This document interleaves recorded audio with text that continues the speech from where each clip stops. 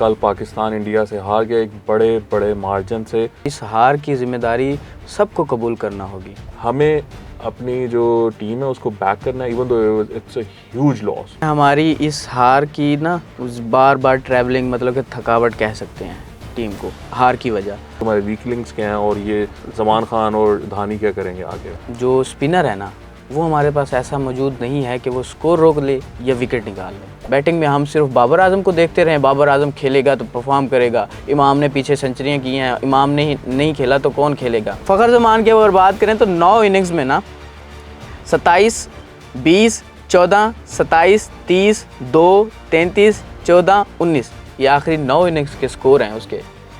एक मैच में आप कर दो सेंचुरी 50, फिर उसके बाद 10 मैच में आप परफॉर्म ना करो और टीम में रहो। वेलकम टू नया स्पोर्ट्स। मेरा नाम है वकास इब्राना और हमारे स्पोर्ट्स रिपोर्टर ज़ीशान नवाज हमारे साथ मौजूद हैं।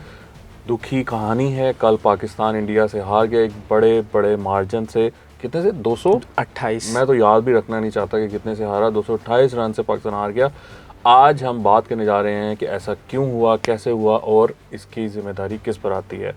इसको हम डिटेल में बात करेंगे। हमारे साथ बहुत सारी हर जगह पर ये हीटेड डिस्कशन चल रही है पाकिस्तान में कि ऐसा कैसे हुआ। कोई बाबर को इल्ज़ाम ठहरा रहा है, कोई बॉलर्स को इल्ज़ाम दे रहा है, कोई हमारी मैनेजमेंट को इल्ज़ाम दे रहा है, कोई हमारी स्ट्रेटजी को इल्ज़ाम दे रहा है। मैं इसमें ये व्यू नहीं रखता। मेरा नहीं ख्याल कि अब इस मोमेंट पे हम ये कह सकते हैं कि इनमें से कोई रिस्पॉन्सिबल है। इसके लिए बहुत से अल्टीरियर फैक्टर्स हैं जिनको हम डिस्कस करेंगे कि क्यों ऐसा हुआ कि पाकिस्तान एक ऐसी पोजीशन में पहुंचा जहाँ पर वो हार गया। ज़ीशान, सबसे पहले तो ये कि पाकिस्तान जिस तरह हारा है और कोच पैडमैन ने एक प्रेस कॉन्फ्रेंस की है which was a very honest press conference. उसमें उन्होंने कहा कि हम पिछले 3 महीने से कोई मैच नहीं हारे और अब हम मैच हारे हैं तो it's a gift for us because we just around the corner for the world cup. और अब at least will have a wake up call और हमें पता होगा कि अब हर दिन जो है हमने निकल कर तो जाकर ग्राउंड में तो परफॉर्म करना है तभी जीतेंगे।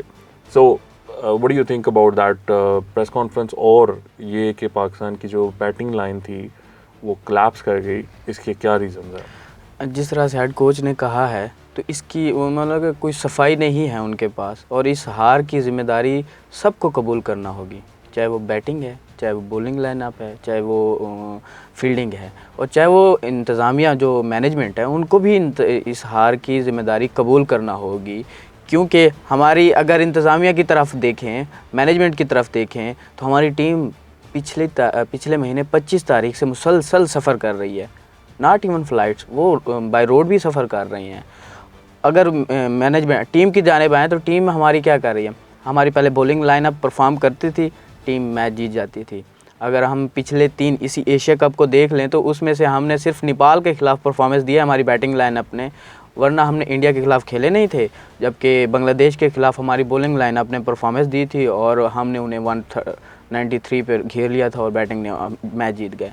और अगर उस पे जानिब देखें तो इंडिया के ख़िलाफ़ जो मैच हुआ है उसमें हमारी बॉलिंग ने क्या किया, एक मैच में बॉलिंग ने परफॉर्म नहीं किया, उसमें हमारी फील्डिंग भी फ्लॉप हो गई, उसमें हमारी बैटिंग लाइनअप भी फ्लॉप होगी। मुझे तो लग रहा था कि जो हमारी टीम है वो मैच खेलने के लिए नहीं आई थी, वो सोच रही थी कि बारिश ने आ जाना है, बस कुछ हमें थोड़ा बहुत ग्राउंड में जाते हैं वैसे बारिश आ जाती थी। एक फैक्टर ये कह सकते हैं कि बारिश आई थी, बारिश ने मेंटली तौर पे ये आपको डिस्टर्ब भी किया होगा, लेकिन आप लग नहीं रहे थे कि मैच खेल रहे आ रहे हैं, इंडिया के ख़िलाफ़ आ रहे हैं। वैसे आप एक मेंटली तौर पे स्ट्रॉन्ग थे, इंडिया के ख़िलाफ़ भी थे, कोई भी टीम हो आप खेलने के लिए तैयार थे। लेकिन कल नज़र नहीं आ रहा था कि आप किसी भी टीम का मुकाबला करने के लिए आए हैं। बैटिंग में देखें, आप फ़खर जमान को देख लें। हम फ़खर जमान बैटिंग पे आते हैं, लेकिन देखें ये बड़ी इंपॉर्टेंट चीज़ है और that we need to discuss कि पाकिस्तान टीम के साथ जो कल हुआ है, मेरी नज़र में they are the victims in this.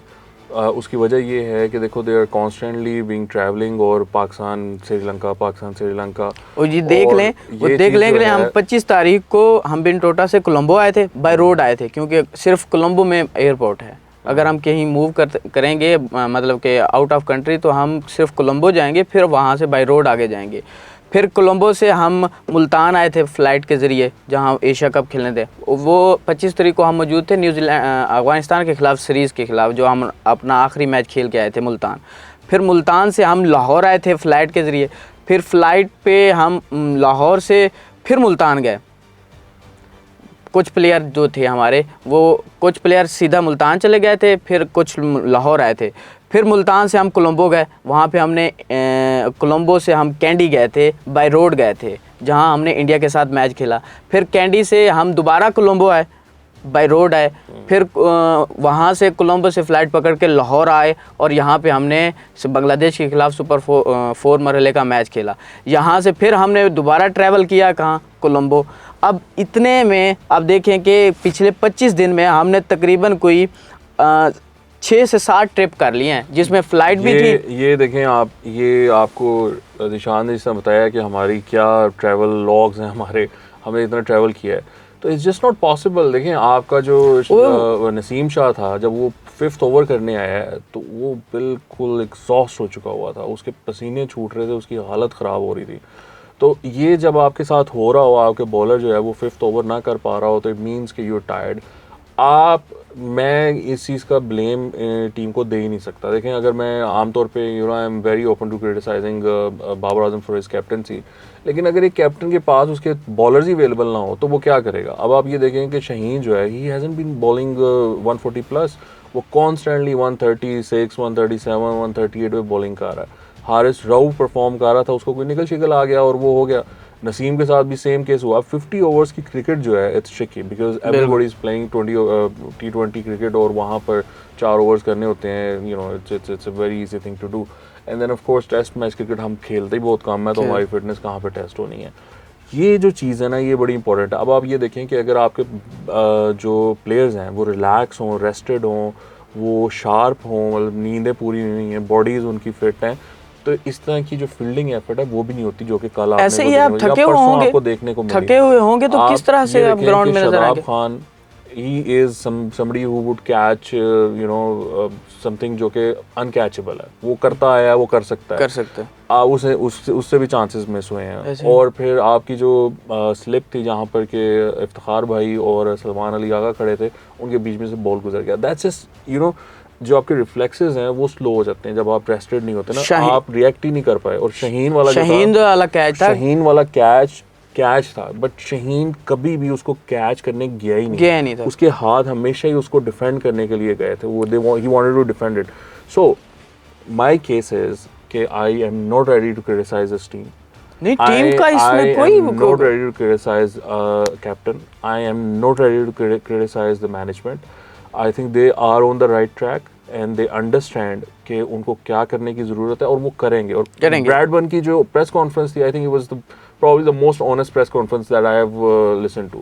So हमें अपनी जो टीम है उसको बैक करना है, even though it's a huge loss, बहुत बड़ा बहुत है, हम हारे नहीं हैं। हमारे फैंस जो हैं, देखने वाले जो हैं, वो हमें अच्छा नहीं समझ रहे होंगे इस time, because they have that anger and they want somebody to come on TV and say यार इन्होंने बहुत बुरा किया है, इनको आग लगा दो। But that's not the case। देखिए, ये टीम बहुत अच्छा खेलती आ रही है, बिल्कुल ऐसे 3 महीने में मैच नहीं हारे। मैंने जिशान को कहा, भैया ये निकालो रिकॉर्ड, ये 3 महीने वाले कौन से मैच नहीं हम हारे, एंड इट इज ट्रू कि हम नहीं हारे। तो थिंग इज कि कंसिस्टेंसी जो है वो एक मतलब विनिंग जो है, और जो आदत है जीत में कंसिस्टेंसी, आपकी सिलेक्शन कंसिस्टेंसी से आती है, आपकी जो प्रैक्टिस है उसमें कंसिस्टेंट हो आप, आपकी जो स्ट्रैटेजीज हैं उनमें आप कंसिस्टेंट हो।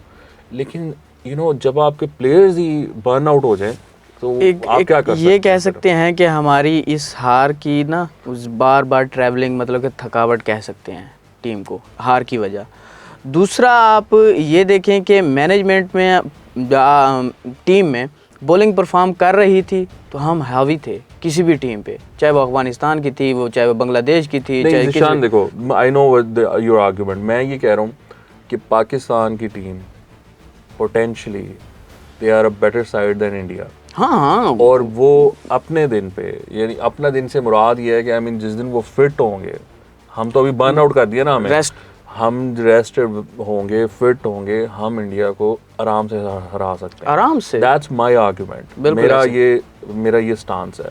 तो अब अगर पाकिस्तान की टीम के साथ आप ये करोगे जो कि आपने अभी बयान किया, बिल्कुल और डिटेल में बयान किया, आई मीन यार दिस इज इनसेन।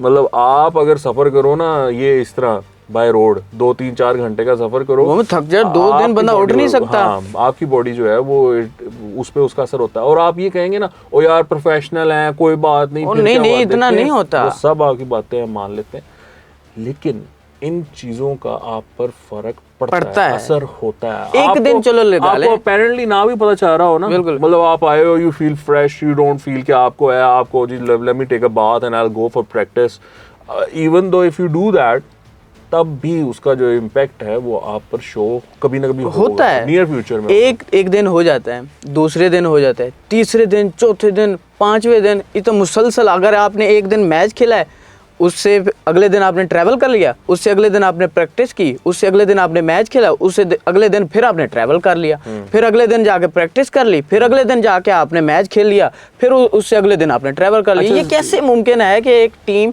मतलब कि प्लेयर है ना, वो भी तो इंसान ही है ना, एक मुसलसल आप गेम करेंगे, ट्रैवल करेंगे, प्रैक्टिस करेंगे। और अच्छा, पहले ऐसे होता था कि वो प्रैक्टिस नहीं करते थे, लेकिन इस मरतबा हमारी टीम प्रॉपर प्रैक्टिस भी कर रही है। मैच से एक दिन पहले की ट्रैवल करके आती है, शाम को पहुंचती है, सुबह वो प्रैक्टिस के लिए पहुंच जाते हैं। अच्छा ज़ीशान, ये भी तो इम्पैक्ट है ना कि आप देखो आपके बॉलर्स वार्म अप होकर आते हैं, ठीक है, सारा कुछ वो करके आते हैं, नेट्स में सेशन करते हैं, 3 ओवर कराते हैं, बारिश आ जाती है, जाके बैठ जाते हैं ड्रेसिंग रूम में, ऐसे बारिश रुकती है, वो हटते हैं और फिर वापस you're back in the ground and you're bowling.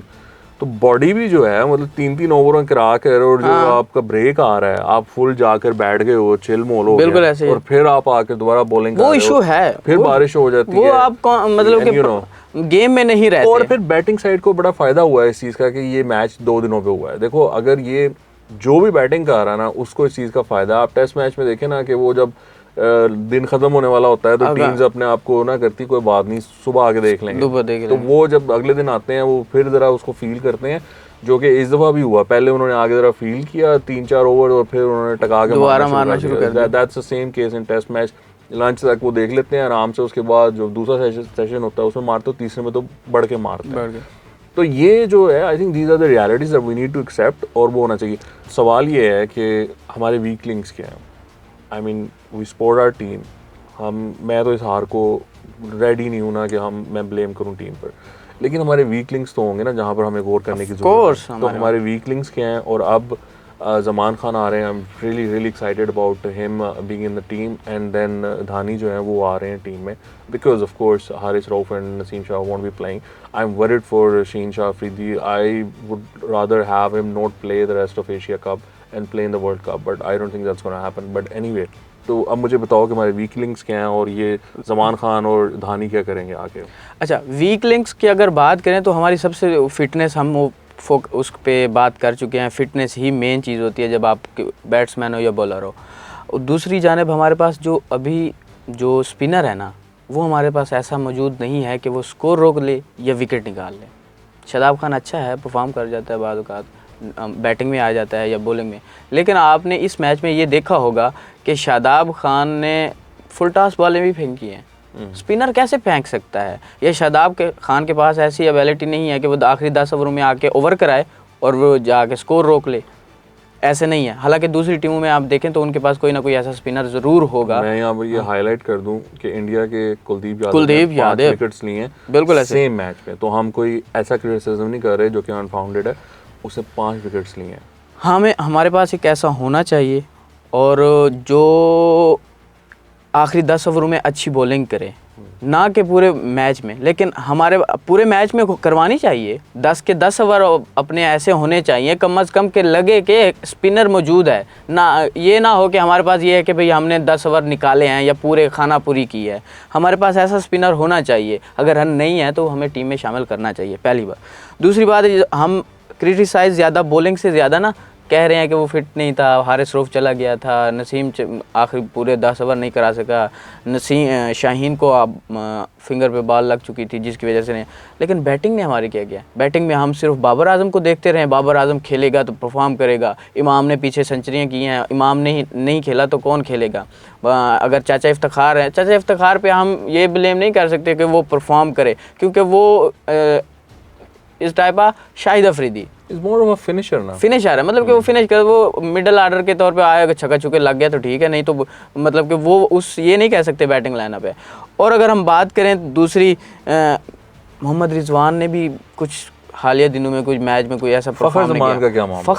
Fakhar Zaman की अगर बात करें तो 9 इनिंग्स में ना 27, 20, 14, 27, 30, 2, 33, 14, 19 ये आखिरी 9 इनिंग्स के स्कोर हैं उसके। Oh my God! कोई भी 50 स्कोर नहीं है और प्रेशर दे के जाता है टीम पे। यार वो मसला ये है कि वो अब अगले मैच में उसने 150 मार दिया तो फिर आप क्या करोगे? बस यही बात है, एक मैच में आप कर दो सेंचुरी 50, फिर उसके बाद 10 मैच में आप परफॉर्म ना करो और टीम में रहो।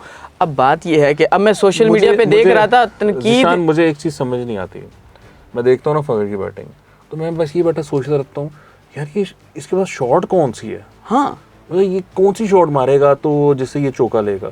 वो एंड पे आकर भी वो धड़ल्ला नहीं होता ऐसा घुमाने वाला, स्लॉक करने वाली। आई जस्ट डोंट अंडरस्टैंड उस बंदे के पास शॉट्स कौन से। हमें थोड़ा बहुत वो कहते हैं ना जैसे ब्रैड बर्न ने कहा है कि हमें वर्ल्ड कप के दहाने पे कुछ सीखने का मौका मिला है, मतलब कि हमें पता चल गया क्या क्या खामियां। तो हमें बैटिंग को सोचना होगा और लाजमी नहीं, हमें ये नहीं है कि हम फ़खर को ही खिला दें। जगह कौन खेले? अब्दुल्ला शफीक हमारे पास स्क्वाड में मौजूद है और अब्दुल्ला शफीक के बारे में कहा जाता है क्लास है, प्लेयर है। तो आपके पास क्लास मौजूद है, प्लेयर मौजूद है, तो उसको खिलाएं।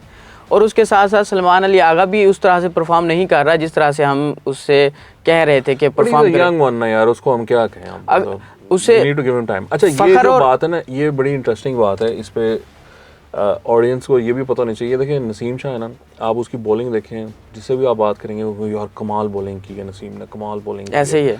मसला ये है कि एक जो नया बंदा आता है ना बॉलिंग करने के लिए, एक बॉलर को विकेट टेकिंग बॉलर बनने में ना टाइम लगता है। उसकी जो लेंथ है ना वही डिफरेंट हो जाती है। यानी आप अगर शहीन शाह अफरीदी की लेंथ देखेंगे ना तो वो पूरा पाँव में मारा होता है, यॉर्कर्स पाँव में, मतलब एलबी की जो है ना उसकी पूरी कोशिश होती है, बोल्ड और उसकी होती है। नसीम शाह को आप देखेंगे ना तो it's a very pretty looking line जहाँ पर कि बॉल ऐसे स्विंग हो रहा है, बाहर जा रहा है, वो डक करवाने की कोशिश करता है। आप बुमराह की तरह अगर देखें तो बुमराह जो है वो दोनों स्विंग कर रहा था, वो अंदर भी ला रहा था और वो बाहर भी लेके जा रहा था। सिमिलरली आप हार्दिक पांड्या को देखें ना अगर, तो वो क्या कर रहा था कि वो even though is not too fast but वो जो उसकी लेंथ थी वो इतनी अच्छी थी कि वो मौका दे रहा था बॉल को कि वो कुछ करे, और वो फिर कुछ कर रही थी और उसने किया और बाबर को आउट कर दिया। सो अब for a bowler and similarly for a batsman to become a batsman और अ बॉलर जो कि मैच विनिंग हो, विकेट टेकिंग हो, हंड्रेड्स करने वाला हो, it takes some time. So you know Salman Ali Agha को थोड़ा टाइम दें। बट ये है कि is the case with Abdullah Shafique ने, लेकिन मसला ये है कि अब फ़खर को तो बहुत टाइम दे दिया ना भाई। फ़खर को टाइम दे दिया है, उसे थोड़ा रेस्ट दे दें। और साथ में अगर सलमान अली आगा को कह रहे हैं कि इंजरी भी होगी या थोड़ी बहुत, वो नाक पे बॉल लगी थी, पट्टी, वो सूजन भी है, तो उस वजह से उसे रेस्ट देंगे और मुझे लग रहा है उसे रेस्ट दे के सऊद शकील को टीम में शामिल करेंगे और करना भी चाहिए, उसे भी मौका देना चाहिए। अब अगर हम ऊपर आ जाएं तो शादाब खान एक सवालिया निशान है। हमारी पूरी टीम ही हिल गई। हाँ सवालिया निशान है। सलमान खान आ रहा है और धानी आ रहा है और आई डोंट नो शहीन करेगा कि नहीं। प्लेइंग 11 में अगर हम बात करें तो 4 तब्दीलियां, हम अगर जिस तरह से बात करें 4 तब्दीलियां हैं, लेकिन ये फ़खर को नहीं करेंगे, फ़खर को तब्दील नहीं करेंगे। ये सलमान अली आगा उसके साथ हारिस शहीन की जगह काउंट कर रहे हो फ़खर को, लेकिन वो नहीं करेंगे उसको तब्दील कम अज़ कम नहीं करेंगे, क्योंकि हम मैच में ऑलरेडी 3 तब्दीलियां कर रहे हैं। हारिस और शहीन की जगह पे हम मोहम्मद वसीम जूनियर को लाएंगे और साथ में ज़मान खान को लेके आएंगे। शाहनवाज धानी को बैकअप के तौर पर, वो कहते हैं 12वां प्लेयर के तौर पर रखेंगे, और साथ में सलमान अली आगा की जगह पे हम सऊद शकील को टीम में शामिल करें। शफीक को नहीं खिलाना चाहिए सलमान अली आगा की जगह?